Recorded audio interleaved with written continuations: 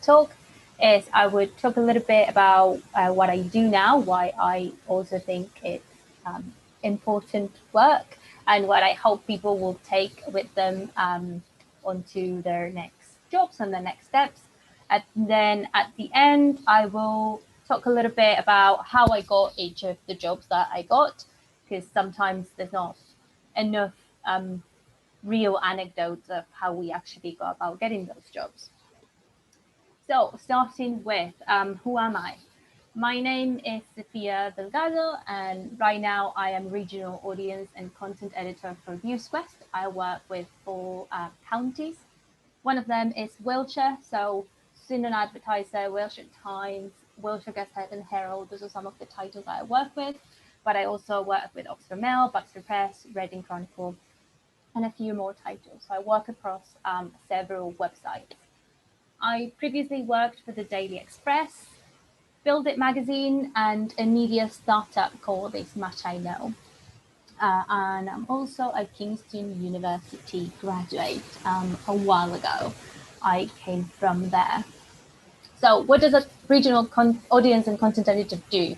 A lot of things, as do many journalists nowadays, but I thought I'd divide it into 2 main columns, which is the first one I would talk about the reactive side of my job, and the other one is a bit more about the strategy of it. So from the reactive point of view, what I do every day is I pick up trends from across the web. I make sure that we optimize our content on our sites, whether that's SEO, images, just choosing interactive elements. I find what are the best ways to seize any social media opportunities, and we try to identify in real time which content is attracting the most readers so we can react to it.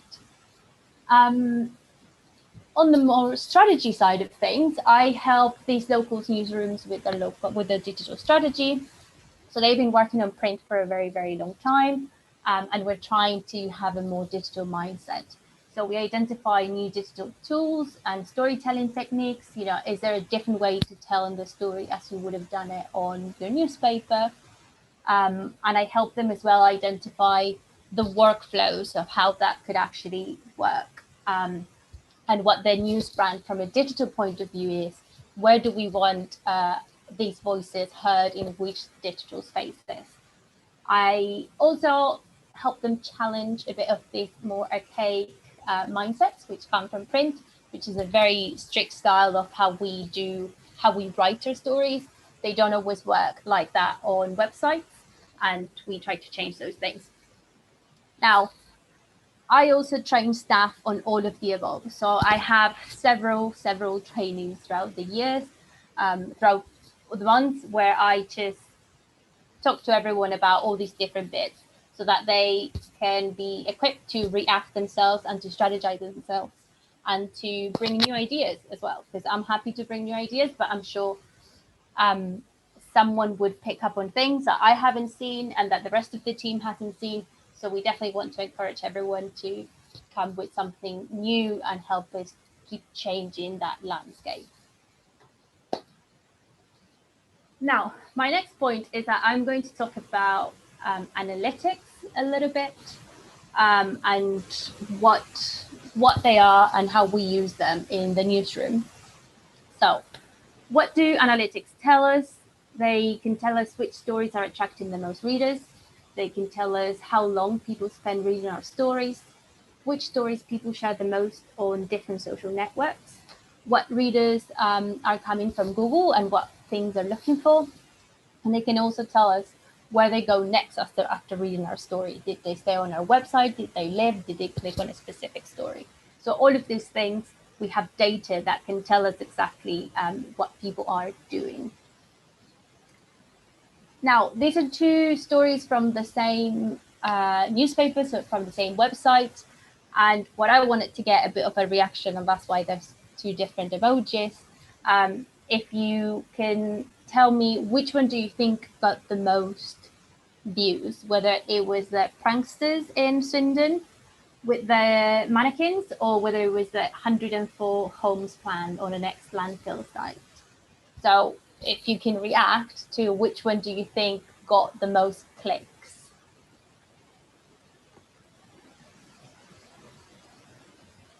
Okay, so that is in fact true. So you chose that the pranksters in Swindon got the most clicks, and yes, 100% that's the one that got the most clicks. Now, if you tell me, you as a journalist, what is your job to cover? The Swindon mannequins or the home plans? And just use the same reaction. You as a journalist, what's your job? Which one should be the story that you write about?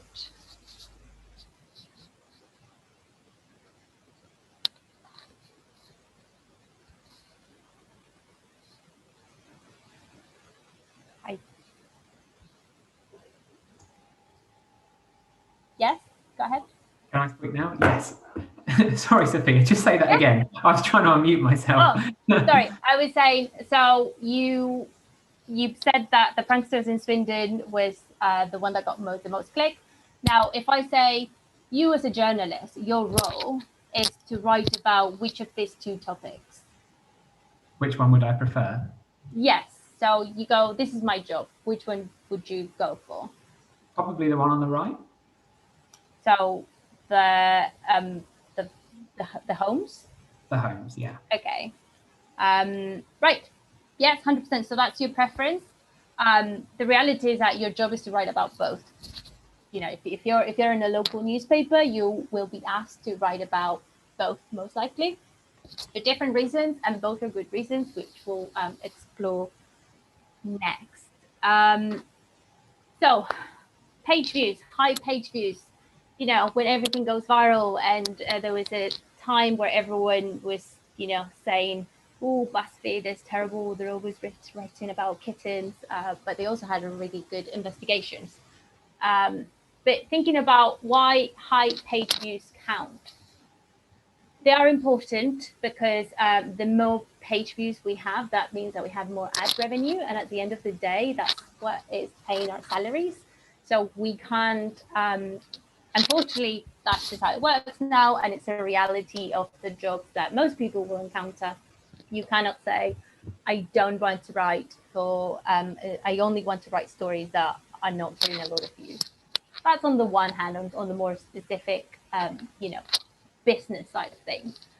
But at the same time, and this is what I think is most important that journalists remember, is that a high view count means more people read your story. And if you're not writing for people, then who are you writing for? If you write a story and only 20 people read it, then I'm sure you would have had a better audience by emailing that story to all of your friends and family. So if only 20 people read your story, you're not really getting that crucial information out there. So you need to try to think, what can you do to make sure that you do get a lot of page views? Granted, some stories are not as fun to click on as the mannequin one, but you can still do your best to present it in a way that you would want to bring people to your story. Now, the other analytic that we generally read is the time spent reading your story and the time on site. So what this tells us is that you probably found this story really interesting and there was something that you really wanted to understand. So a story about mannequins, I don't really need to read a lot into it. Actually, most of the people who clicked on it probably looked at the pictures and left, because there's not really a lot that you want to get out of that story. Whereas the home ones, you want to know what type of homes, where are they being built? Is it okay? Is it going to affect my neighborhood? What kind of real changes to my life will it have? So you probably spend a little bit more time reading that. Now, it's not about the viral page views. And so what is it really about? It's about people having access to factual information that will allow them to participate in democracy. So you definitely want to give people information that will be useful for them, and you want to make sure that it reaches them. So what makes people read your story? A good headline, 100%, if it's catchy, if you tell it like it is. What's interesting about this? How is this going to affect me as in the community, me, the person in the community? How is this going to affect me? If you tell me, I'll probably click on it. Eye-catching images, we are bombarded with information on the websites and just web and the internet all the time. So make your story stand out. It has to be easy to read, definitely no jargon, which is something that I know everyone gets taught during training.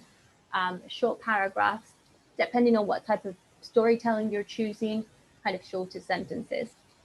Now, I do find a lot of the time there's sometimes people forget this and they would say, oh, we don't need to be dumbing down the news anymore. You know, people should be smart. They should be able to understand these words.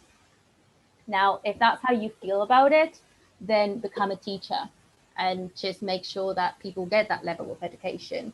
Now, what you are doing as a journalist is you're not teaching these people to be more or less literate. You're just trying to give them the information they need. And if your community, for whatever reason, maybe they don't have those reading levels because their education wasn't there, because they're from abroad. I don't speak the same level of English now as I did when I first arrived in the UK, but I have exactly the same rights to understand what's going on and how life is going to be affected. So always remember all of these communities, they need to understand this information, and it's your role to give it to them in whatever way that's come easiest. And using graphs and visual cues that help assimilate that information, that's really, really good as well for engagement and to get people coming back to your stories, because they'll go, oh, every time I read a story about this journalist, I actually understand what's going on. Now, this is a last minute slide because this is what happened today, which you might have seen doing the rounds on Twitter, and I think it's on Sky News this morning. And it's a very, very funny council meeting that got out of hand. But some interesting content came out of it. So we went a bit on that viral views we liked. So everyone's searching for it and interested and clicking on it. But we managed to, I think, give some interesting information that was useful to the reader beyond the funny video. So there was a funny video, but then we have an example of the Jackie Weaver clip Explain, and it explains what the argument was about, and it says exactly why is it a gray area, why was it that she actually had no power there. So they got to explain how council meetings, how these parish council meetings actually work, so that people don't know.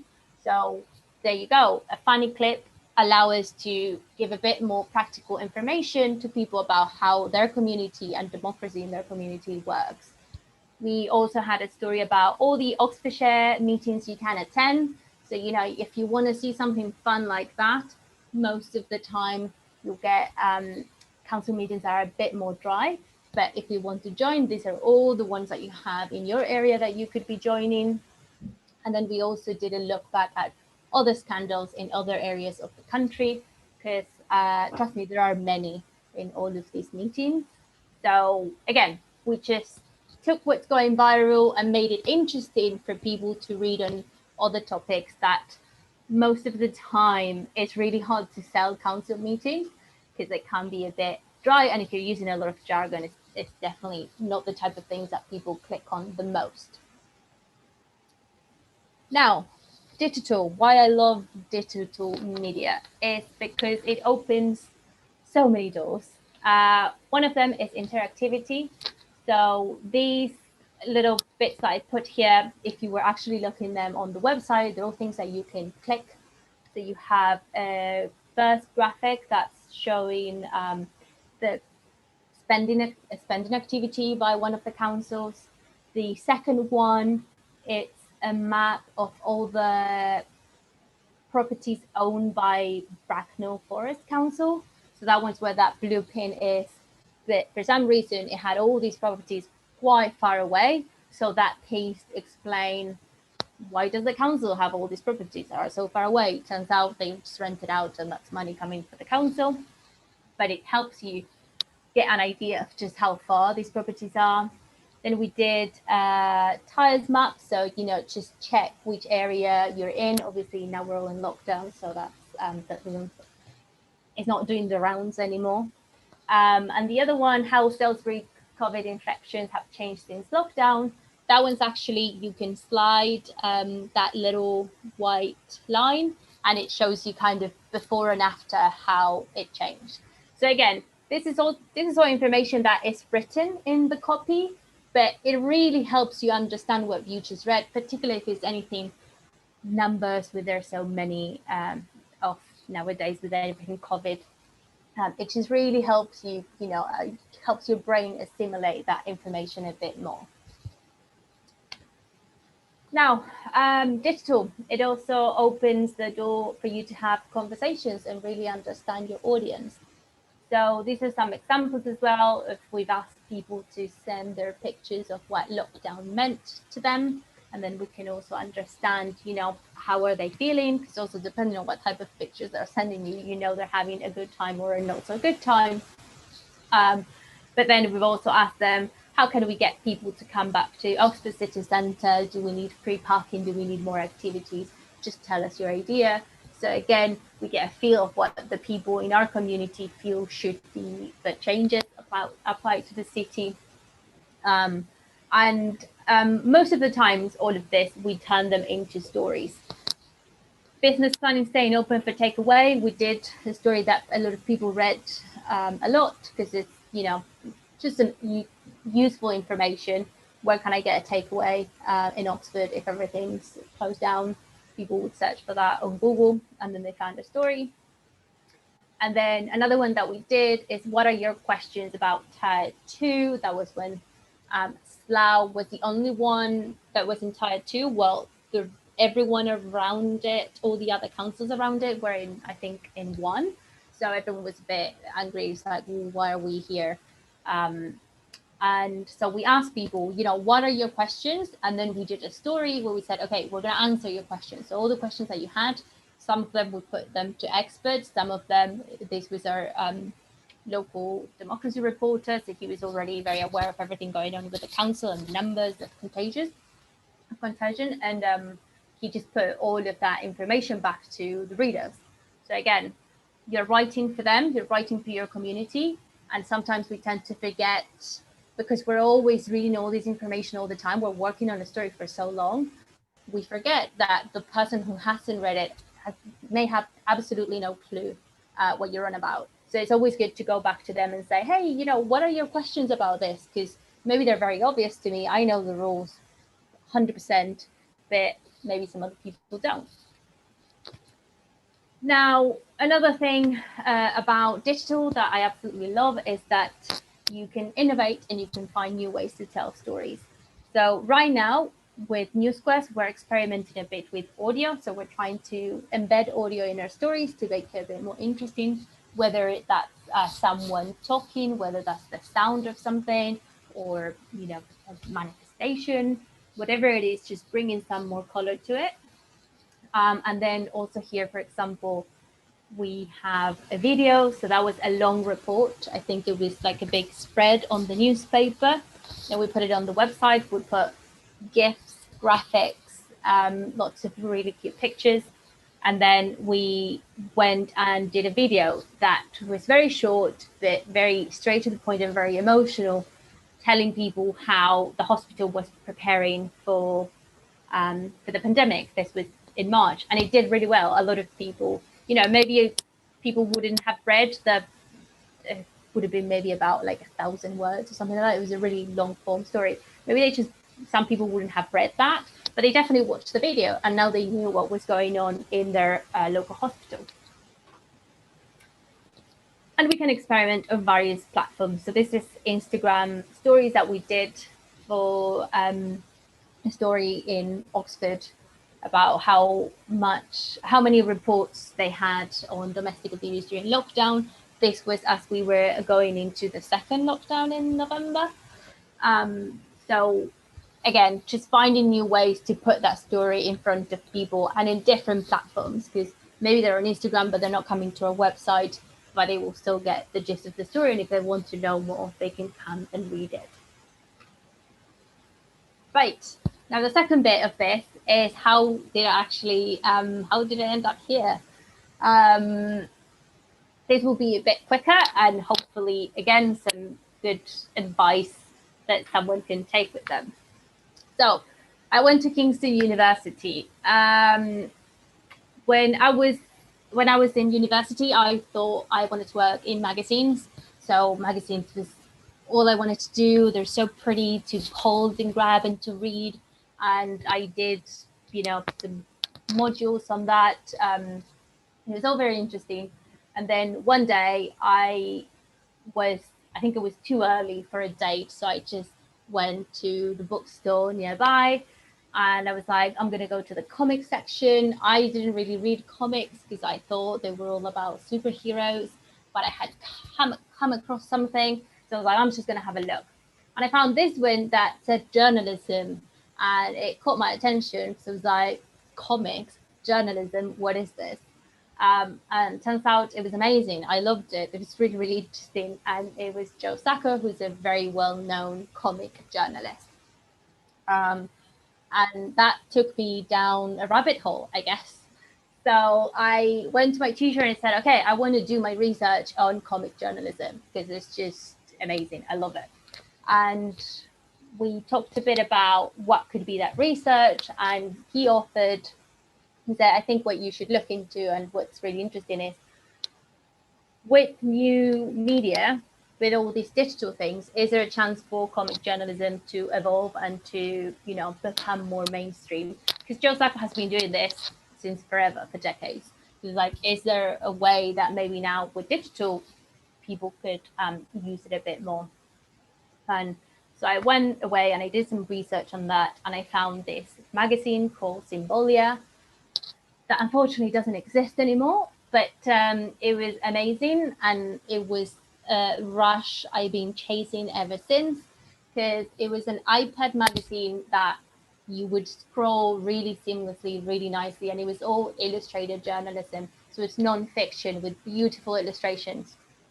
And that one that I put there with the punk band singing, it was a punk band from Zambia, and it has some audio features that when you clicked on it, you can actually listen to recordings that someone had taken from going to see this band.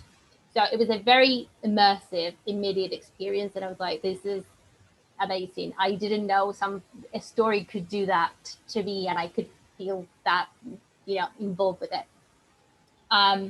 So through that, I understood what audience engagement meant, what immediacy was, why it was important to have all these different visual cues, and it really helped me understand how we process information. So I finished uni and I went to work at the Daily Express and the Daily Star. I shelved all of my interests that had to do with comic journalism and audience engagement or anything like that. I just went for my first job. So how I got it, I actually had 2 university friends that already worked there. One of my teachers was actually an editor on their print product. Because of that, many graduates from Kingston University would go on to work to the Daily Express and the Daily Star. And basically what happened is that they needed people to work over Christmas. Nobody wants to work over Christmas.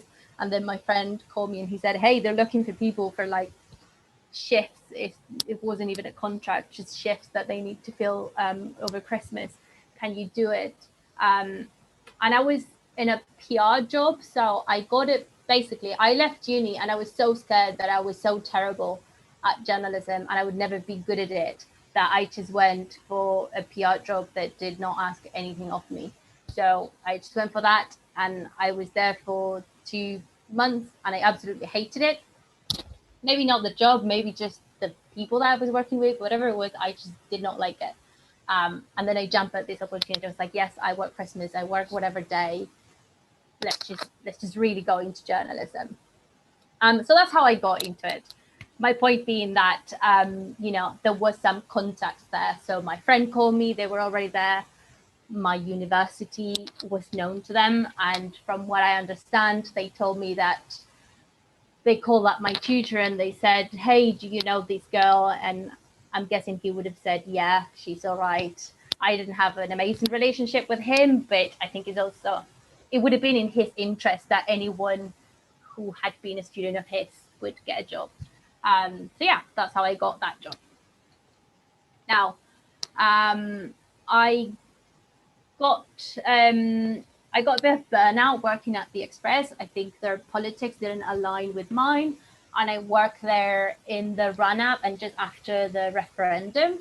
So me being an immigrant and a woman and everything, for me it felt quite toxic, but I managed and it was fine, and I learned so much from it. And also it was a place that paid me pretty well. So, you know, there's a debate going on to whether you should do that or not. I did it. I'm fine. I don't know. I couldn't be doing paid internships. I just went for it, and I'm okay. I don't feel bad about it.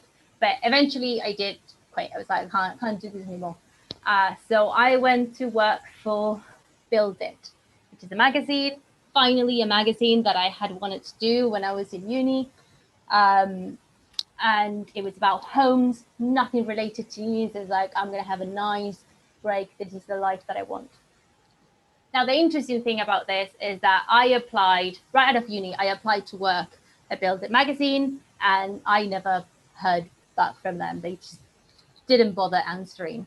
And then a few years later, I applied again, and I got the job. So my point with that is that if you ever go for a job somewhere and you don't hear back, don't write them off, as that will never happen. It's just that you maybe weren't right for them at that moment, and that's fine. And you can just keep coming back, and one day maybe it will happen.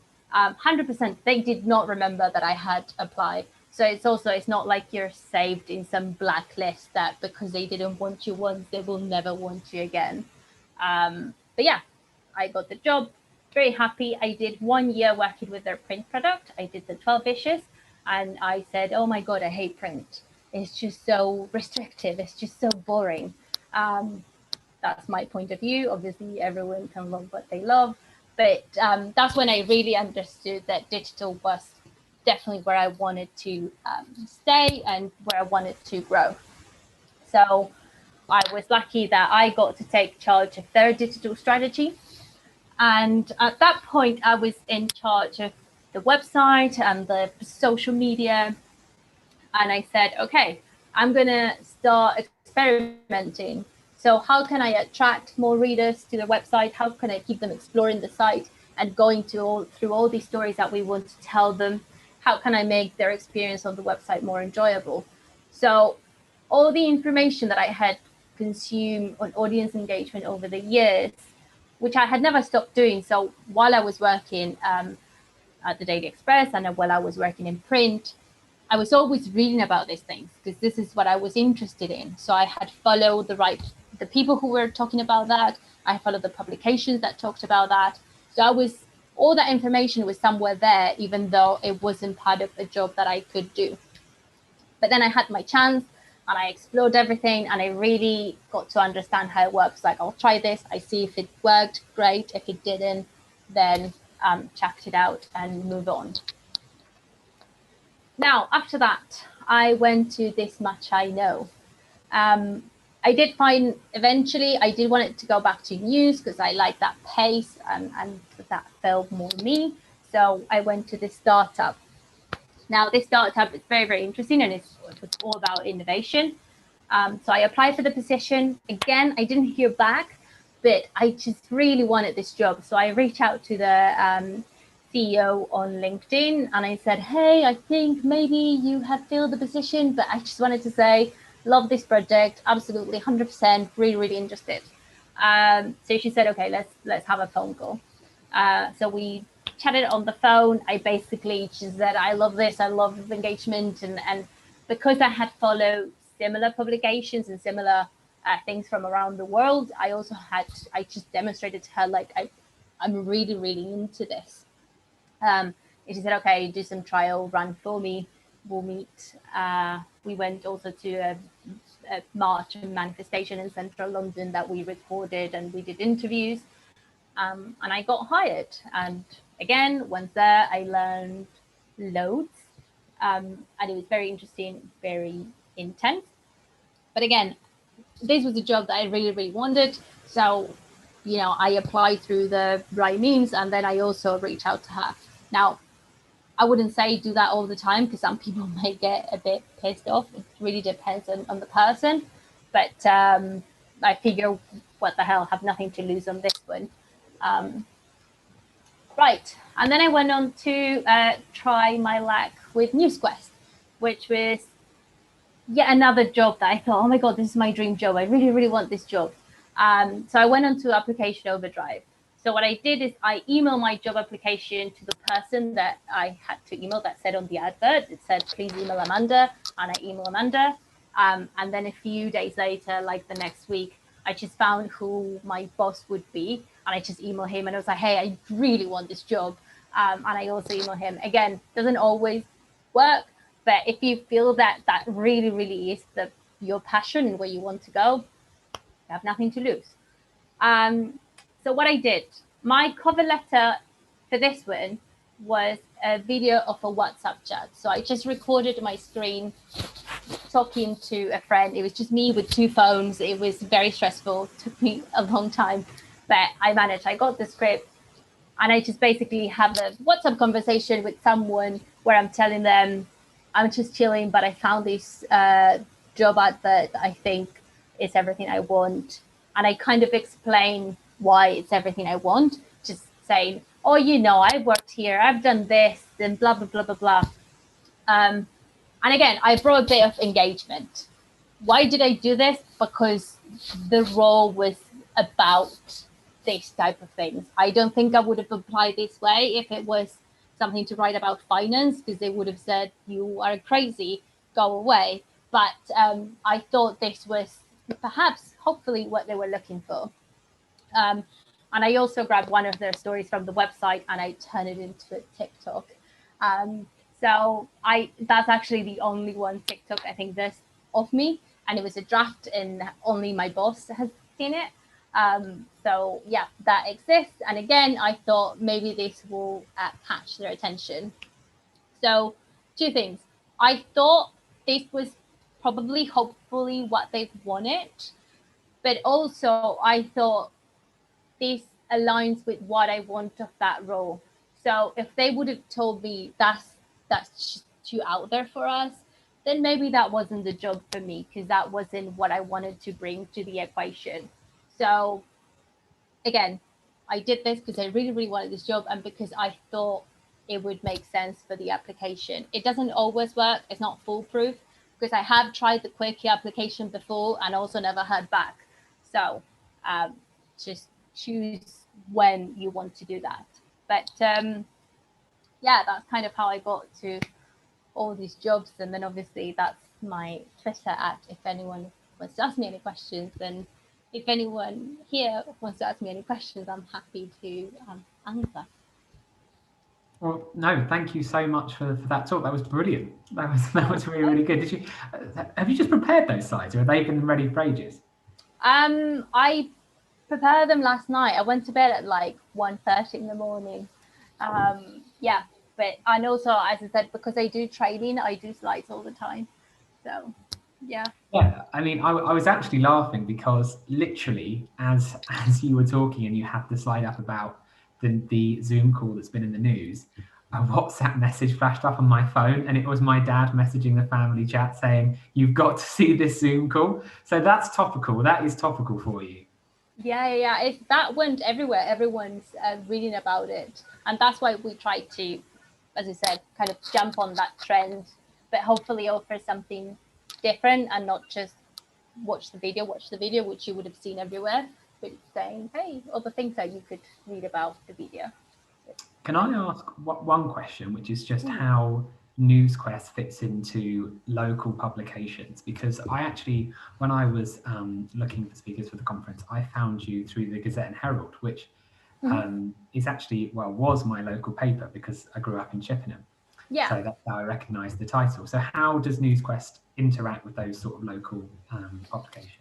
Right. So NewsQuest is the publisher. So it's the big.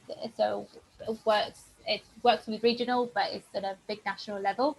So NewsQuest has publications kind of all across England. Also has publications in Wales. in Scotland, and I think there's just one in Northern Ireland. So basically, all these local newspapers that have been around for a very, very long time, at some point they got bought into NewsQuest. So you have NewsQuest, you have Reach is the other company that deals with all the locals, and then you have JPI. So I guess those are the three that you will get different publications, different patches. Sometimes we're both, or the three of us, at any one place competing with each other, and sometimes we're not. But yeah, that's what NewsQuest is. It's the big publisher that has all these different local newspapers. Now, I guess the advantage of having something like NewsQuest is that you can centralize certain efforts. So, as I said, I work with the Wiltshire Gazette and Herald, Wiltshire Times, which are in the same office, and it's the same staff. And I also work with Swindon Advertiser. They're nearby, so there are a lot of stories that have a crossover.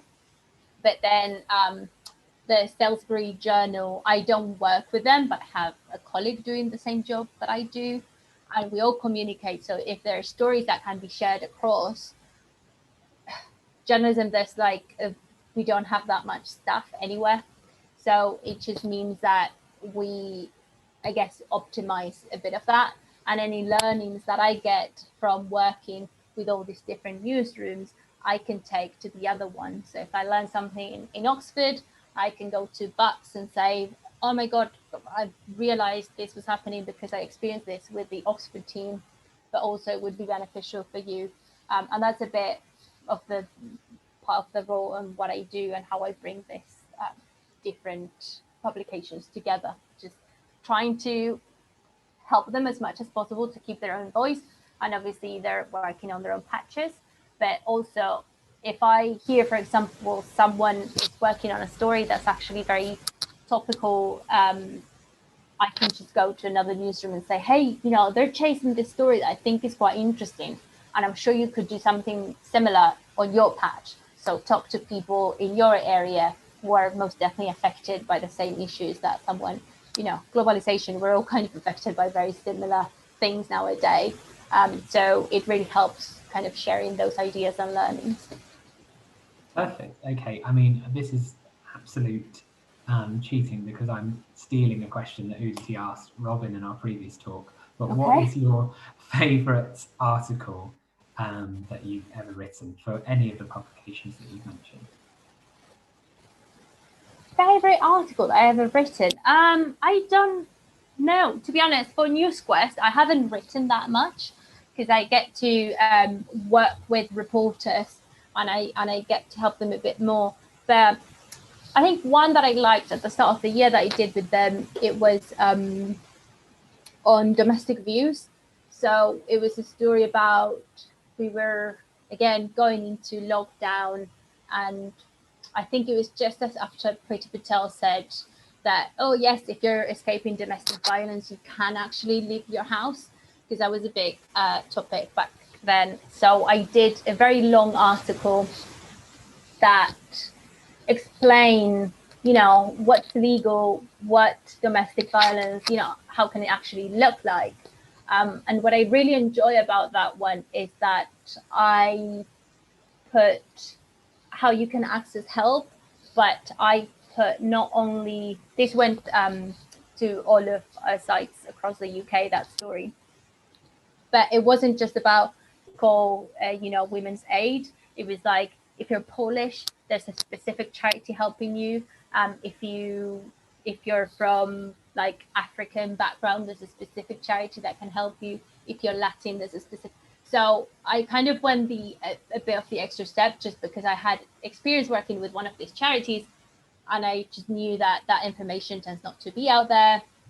And I guess, yeah, that was my favorite, because I felt like I was actually doing a bit more to bring that inclusivity, and that thing that I meant was like, you're just writing for absolutely as many people as possible who actually need it. So like, there's definitely a lot of women who may not they can access help, and maybe they don't. Obviously, this article was written in English, but all of these phone numbers, if you call them, you can actually speak in a different language, and there's someone who will be there to understand you.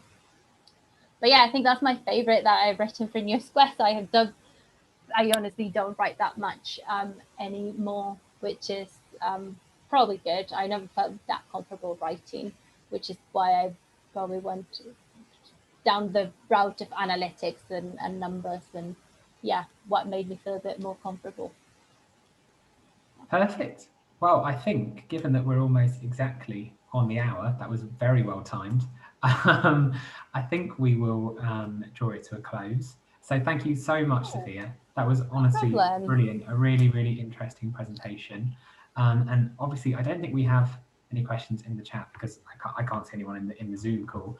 But for anyone that is listening, possibly through YouTube, I'll just say that if you're waiting to hear about the awards, they're going to be announced at 7 o'clock on Twitter this evening. So follow, it's at SPA Journalism, isn't it? Udity just nod. I got that right. Yeah, it's at SPA Journalism. And they'll all be announced, all of the categories at 7 p.m. tonight.